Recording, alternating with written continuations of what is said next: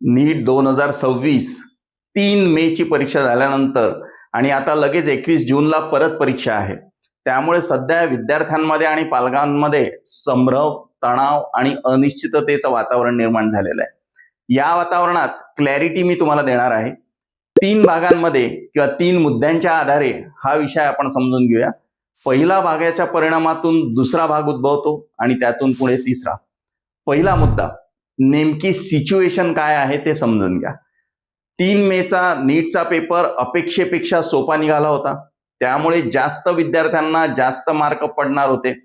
त्यात पुन्हा मोठेगावकर, मांढरे, वाघमारे, हवालदार या आणि अशा प्रकारच्या मंडळींमुळे हजारो विद्यार्थ्यांना 3 मेला होणारा पेपर आधीच अभ्यासायला आणि घोकंपट्टी करायला उपलब्ध झाला होता. त्यामुळे 3 मेचा जर निकाल लागला असता तर त्यामध्ये खूप जास्त मार्कांचे विद्यार्थी प्रचंड मोठ्या प्रमाणात आपल्याला दिसले असते. म्हणून 3 मेची परीक्षा रद्द झाली हे खूप चांगलं झालेलं आहे.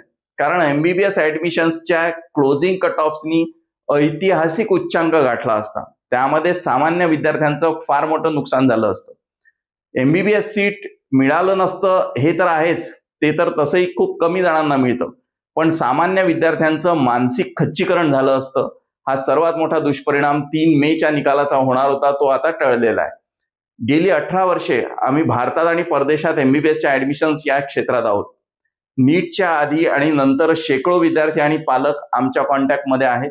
एकीकडे 3 मेचा पेपर सोपा होता असं म्हटलं जात होतं, तर दुसरीकडे बहुतांश विद्यार्थ्यांना त्यांना अपेक्षेपेक्षा कमी मार्क मिळणार होते. या पार्श्वभूमीवर दुसरी महत्वाची गोष्ट समजून घेऊया आणि तिसरा मुद्दा म्हणजे त्यावरचा उपाय राहील.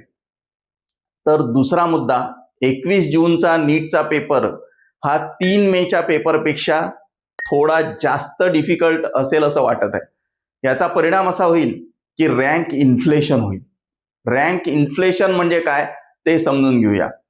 3 मेच्या पेपरमध्ये ज्यांना प्रामाणिकपणे खूप जास्त मार्क म्हणजे 650-700 मार्क मिळणार होते ते विद्यार्थी आताही तयारच आहेत, कारण त्यांचे ते मेहनतीचे मार्क होते.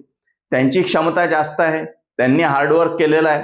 3 मेला त्यांची प्रत्यक्ष रंगीत तालीम सुद्धा झालेली आहे. त्यांना रीनीटमुळे अजून एक रिव्हिजन करण्याची संधी मिळाली. त्यामुळे पेपर थोडा कठीण निघाला असला तरी 650-700 मार्क या विद्यार्थ्यांना मिळणारच आहेत. आणि त्यामुळे होईल रँक इन्फ्लेशन. म्हणजे काय, तर जास्त मार्क मिळवणाऱ्यांची संख्या इतकी जास्त असेल की 580 किंवा 600 मार्क्स मिळून सुद्धा रँक खालचा आला अशा अनेक विद्यार्थ्यांच्या बाबतीत घडेल. कारण एका मार्कांवर हजारो विद्यार्थी असतील. त्यामुळे एमबीबीएस गव्हर्नमेंट किंवा तुम्हाला पाहिजे त्या प्रायव्हेट कॉलेजमध्ये मिळेलच असं नाही आहे. मग आता तिसरा आणि सर्वात महत्वाचा मुद्दा, अशा परिस्थितीत विद्यार्थी आणि पालकांनी काय करायचं? तर 2 गोष्टी करायच्या सांगतो. 3 मेच्या नीटमध्ये तुम्हाला ऑलरेडी लक्षात आलेलं आहे की किती मार्क्स तुम्हाला मिळणार होते. त्यामध्ये 10-20% इकडे तिकडे होतील. 100-200% वाढ झाली तर मार्कांमध्ये तर आनंदच आहे. पहिली गोष्ट, मनामध्ये संकल्प करा की 3 मेच्या नीटपेक्षा 1.5 किंवा दुप्पट मार्क तुम्हाला मिळतील. हा संकल्प दृढ असायला हवा. कमिटमेंट दर्शवण्याकरता कॉमेंट्समध्ये डबल टाईप करा. डबल. कारण लेखी असतं तेव्हा त्यांचं गांभीर्य वाढतं. आपल्याला 3 मे पेक्षा जास्त स्कोअर करायचा आहे. उत्साह वाढवण्याकरता डबल टाईप करा. तुम्ही पालक असाल तरी सुद्धा डबल टाईप करा. ती तुमची सदिच्छा आहे, तो तुमचा आशीर्वाद आहे तुमच्या मुलाकरता किंवा मुलीकरता. तो नुसता सुप्त राहून चालणार नाही, तो व्यक्त झाला पाहिजे.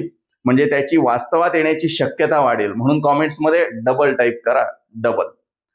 दुसरी गोष्ट, फ्युचर प्लॅनिंगचा नियम असा आहे की चांगल्याची आशा बाळगा आणि वाईटासाठी तयार राहा. म्हणून आणखी एक गोष्ट करा. तुम्हाला 3 मेला जे मार्क मिळणार होते त्यानुसार कुठे तुम्हाला एमबीबीएस मिळू शकतं तशी तुम्ही तयारी करा. ती कशी करायची त्यावर आमचे अनेक व्हिडिओज आहेत, ते बघा आणि त्यानुसार तयारीला लागा. काही शंका असल्यास निश्चितपणे विचारा. आमचा मोफत व्हॉट्सअप ग्रुप जॉईन करा, म्हणजे तुम्हाला रेग्युलर अपडेट्स मिळत राहतील. भेटूया. नमस्कार.